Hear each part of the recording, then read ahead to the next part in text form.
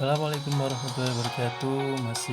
Selamat pagi, masih bersama dengan Lubairi Channel. Kali ini saya akan menyampaikan materi tentang hidrosfer dan kaitannya dengan kehidupan. Tapi sebelum menyimak materi hidrosfer dan kaitannya dengan kehidupan, jangan lupa subscribe, like, komen, dan share Lubairi Channel. Simak materinya ya.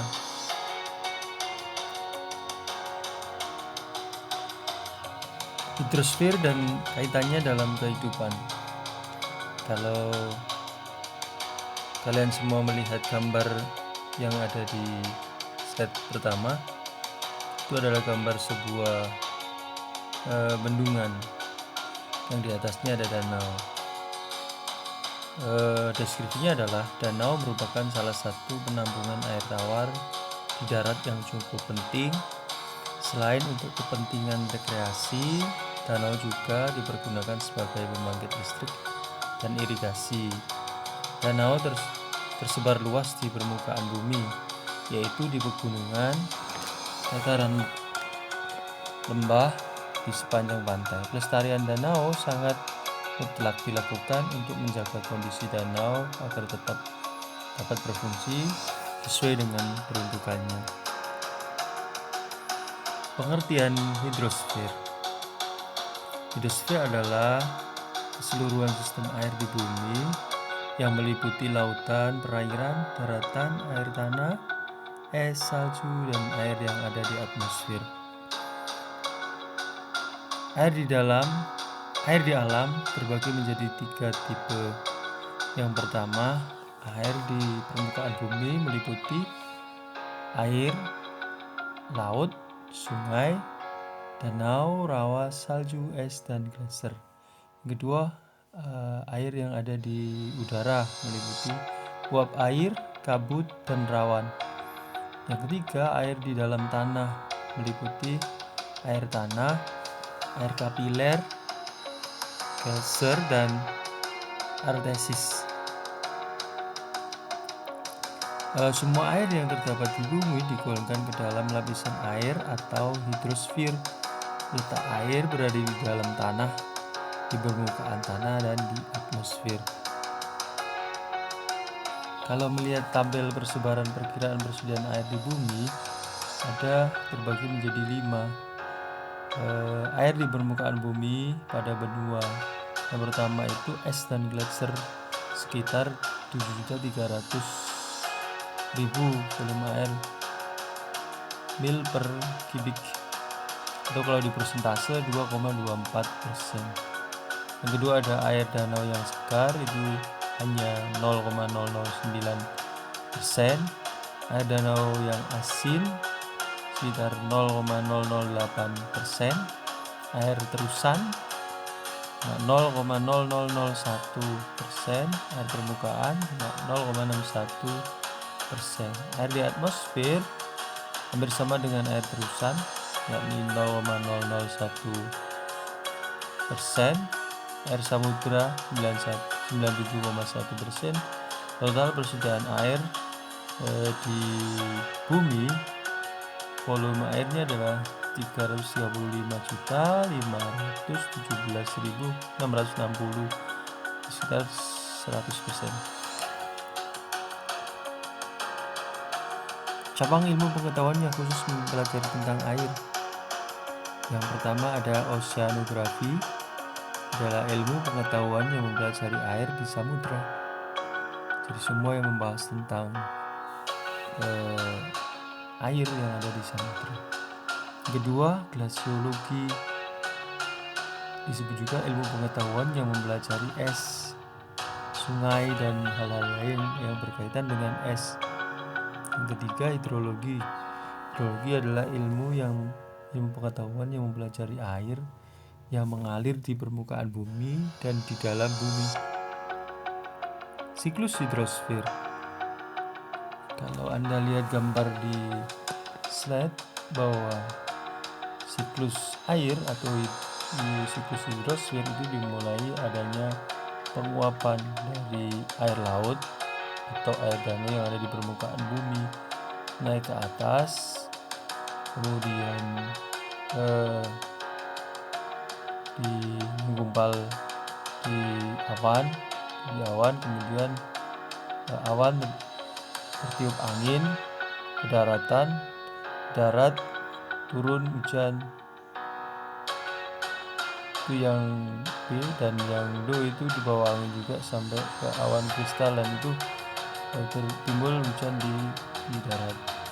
Kalau siklusnya dari A ke itu udah pendek ya, kemudian A B C D E itu berpanjang, dan A B C D E F G H E itu udah panjang sekali. Kalau A itu terjadi penguapan, kemudian yang B itu awan terjadi kondensasi yang biru itu, kemudian C itu ada hujan, D itu tertiup angin, kemudian yang E itu aliran sungai sublimasi itu F, kemudian yang G itu hujan salju, dan yang H itu adalah gletser yang di dataran tinggi itu.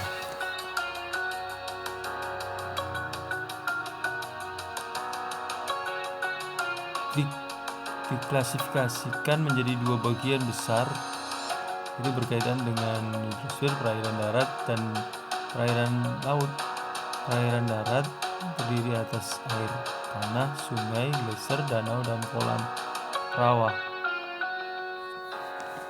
Untuk perbandingan volume perairannya, kalau di lautan hampir 97,2%. Lapisannya itu hampir 2,80, lapisan gletser esnya itu 2,15%, kemudian air tanah itu 0,62%.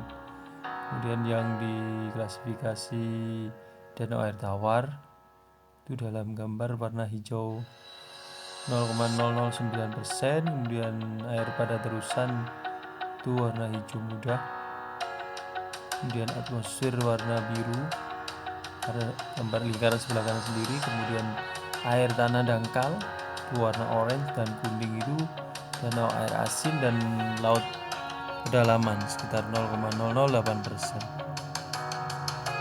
Perairan darat yang disebut sebagai perairan darat adalah sejumlah massa air yang terdapat di daratan yang ada di bawah permukaan bumi yang tergenang dan mengalir di permukaan bumi.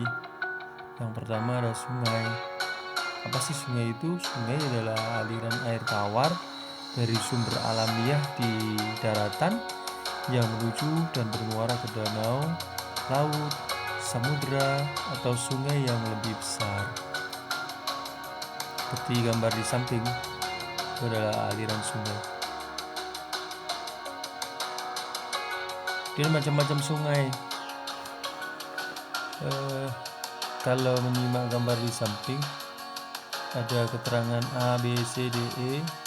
Untuk yang A itu adalah sungai konsekuen longitudinal, dan yang B itu sungai konsekuen, yang C itu adalah sungai subsekuen, yang D itu resekuen, dan yang E sungai obsekuen.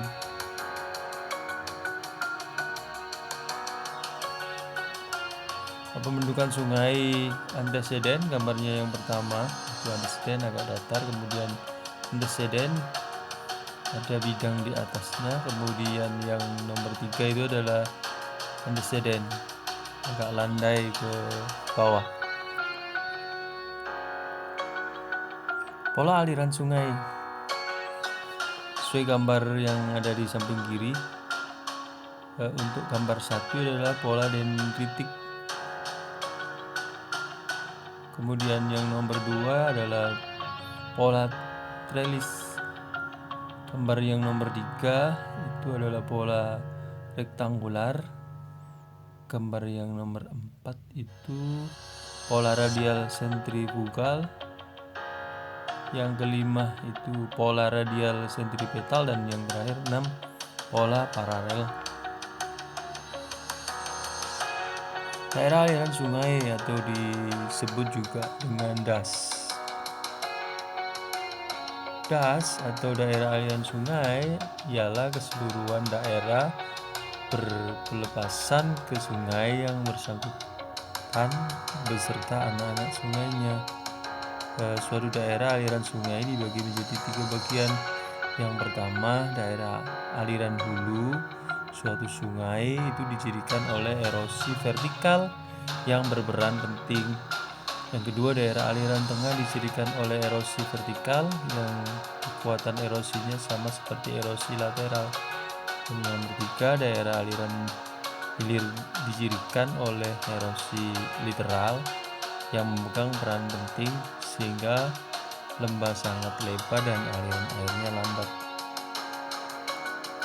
Manfaat sungai, keuntungan dan kerugiannya. Yang pertama, keuntungan atau manfaat sungai antara lain sumber air bagi pengairan wilayah pertanian atau irigasi dan usaha perairan darat. Yang kedua, tempat untuk mengembangbiakan dan menangkap ikan guna memenuhi kebutuhan manusia akan protein hewani. Yang ketiga, sumber tenaga air pembangkit listrik tenaga air atau disingkat dengan PLTA. Tempat rekreasi, misalnya lihat keindahan air terjun dan bendungan.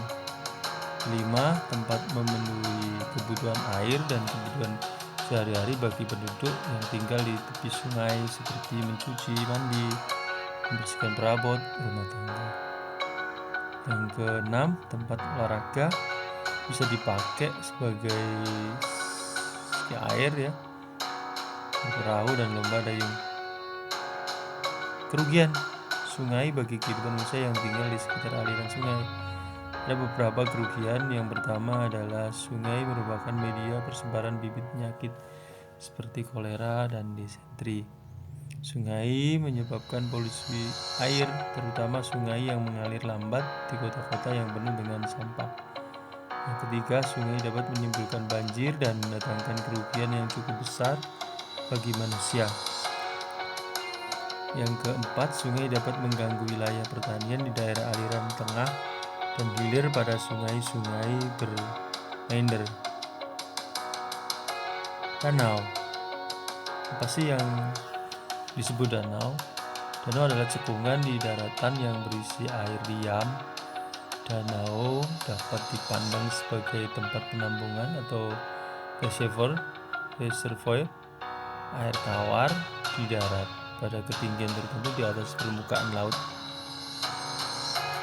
Proses terjadinya danau, ada danau tektonik, ada danau vulkanik, dan danau dolin atau danau kars, yang terakhir danau glaser dan danau bendungan atau waduk. Yang keenam, danau tektonovulkanik. Gambar di samping itu tampakkan citra satelit pada danau Toba yang merupakan danau tektovulkanik akibat letusan gunung berapi.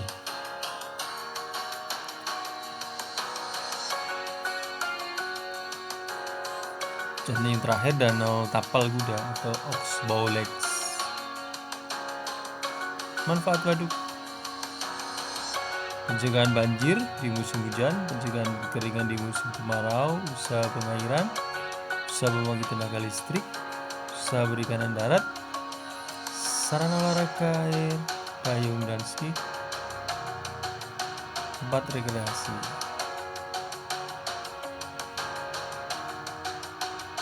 Manfaat danau: pengairan lahan pertanian atau irigasi, pembangkit tenaga listrik, perikanan, rekreasi, olahraga, pelayaran, menampung kelebihan air agar tidak menimbulkan banjir di sebagian hilir. Upaya pelestarian danau: kelestarian hutan dan penghijauan daerah sekitar sungai yang menuju ke suatu danau. Kedua, pencegahan masuknya polutan, misalnya polutan yang berasal dari pabrik ke aliran sungai yang menuju danau sehingga tidak terjadi pencemaran danau. Pembinaan masyarakat yang menangkap ikan di danau agar tidak menggunakan bahan peledak dan racun.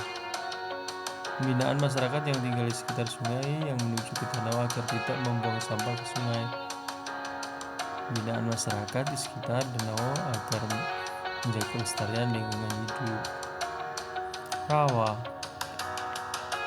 Rawa adalah tanah basah yang selalu digenangi air karena kekurangan drainase atau memang tanahnya rendah. Ciri khas sebuah rawa adalah tidak adanya pohon-pohon dan semak-semak, tapi ditumbuhi oleh tumbuh-tumbuhan yang batangnya lunak atau rerumputan. Manfaat rawa.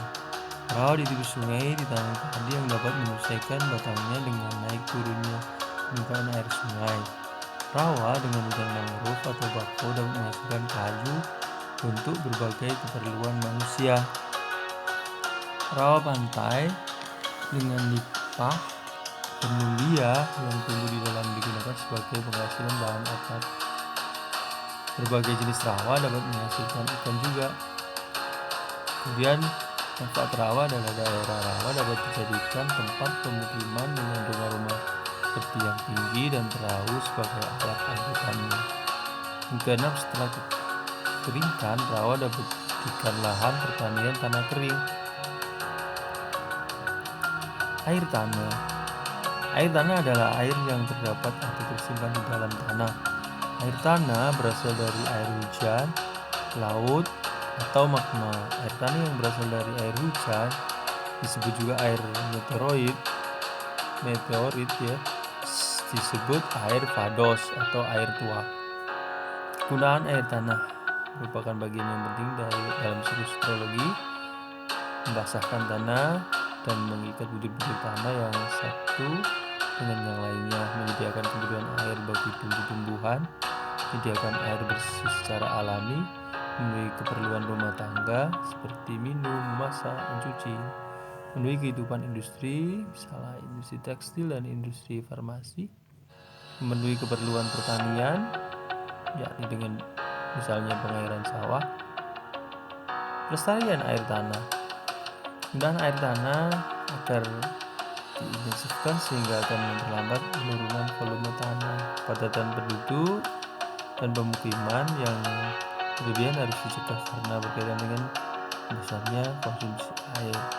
Pemanfaatan air di daerah pantai harus ditaati peraturan yang ditetapkan pemerintah agar terjadi berluasan. Pemanfaatan hutan dan lahan penghijauan tetap digalakkan agar tidak menimbulkan ketimbangan tanah air. Tata air ya. Yang kelima, konversi atau perubahan penggunaan lahan dalam suatu daerah aliran sungai harus memperhitungkan dampak dan pemanfaatannya. Yang keenam, peningkatan pelaksanaan analisis mengenai dampak lingkungan khususnya dengan AMDAL khususnya terhadap air tanah guna memperlancar rencana pembangunan. Membuang atau kontaminasi timah terhadap air tanah, baik limbah domestik dari masyarakat pun limbah industri, perlu dihindari. Kedelapan, membuat sumber resapan air hujan atau SKA sebagai kelengkapan setiap bangunan. Tiap 50 meter persegi atap harus dibangun sebuah SKA dengan kedalaman 3 meter atau 90 cm. Gletser. Manfaat gletser secara umum antara lain terbentuknya danau glasial seperti di lereng pegunungan Albina dan di Amerika Utara, yang kemudian danau itu dijadikan tempat lalu lintas dan daerah pariwisata. Yang kedua, terdapat fjord sebagai hasil erosi glasial di Norwegia yang dapat digunakan untuk tempat berlindung perahu dan kapal pada waktu badai dan tempat penangkapan ikan yang aman. Ketiga, glacier digunakan sebagai tempat penelitian ahli glasiologi.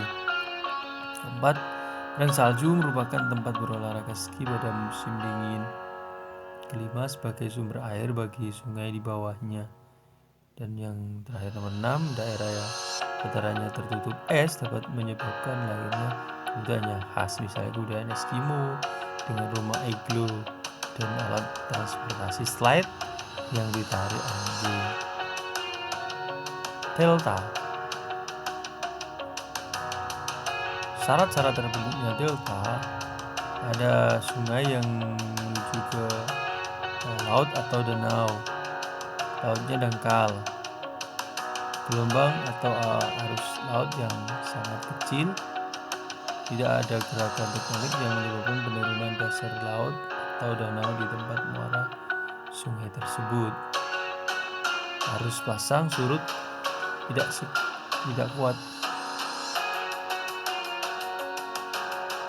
Material batuan yang diendapkan di laut atau danau cukup besar dari waktu ke waktu.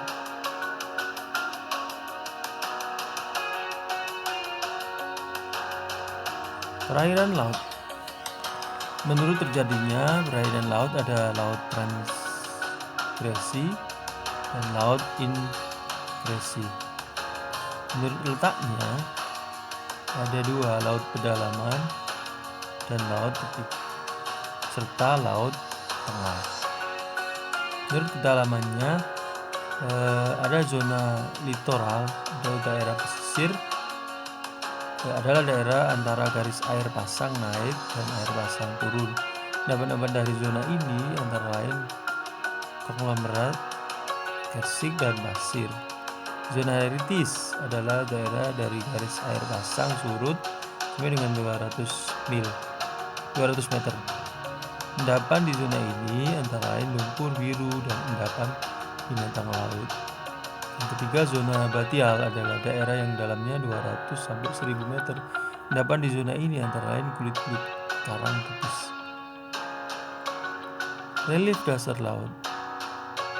Kalau Anda simak gambar tentang relief dasar laut, pertama ada dangkalan atau disebut juga shelf, kemudian ada layering benua, ada simut, ada punggung laut, lubuk, ambang laut, palung, dan kembali lagi ke simut ya.